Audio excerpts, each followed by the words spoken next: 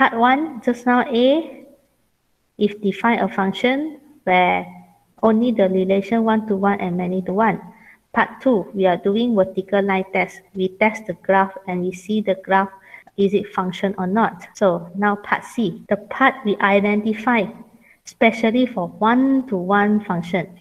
So function or not, so you can see back for here, function or not, you have two cases. If you want your relationship become a function, it may be the first case 1-to-1, it may be the second case many-to-1.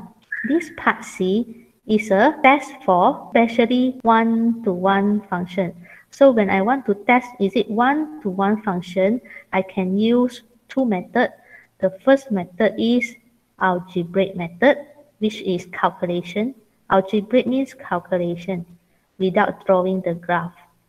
So another method is horizontal line test. So this is what we call it graphical method. So algebraic method, we are going to calculate a function is 1-to-1 if I substitute the first value of x and I substitute the second value of x and I get to simplify until to show that my first value of x is equals to my second value of x.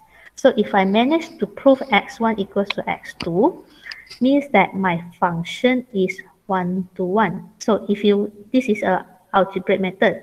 So if you're using graphical method, means we are going to test a horizontal line test. So we will first draw our function, draw our graph first, then we will draw a horizontal line test. So it's like horizontal line test, we only can intersect at one point, then only we can say it is 1-to-1. So for example, this is your graphical method. So first you need to draw your graph, then only you can perform your horizontal line test.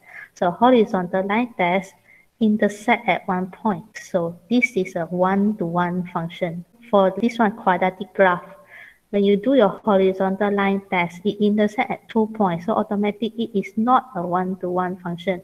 Vertical line test is test function or not.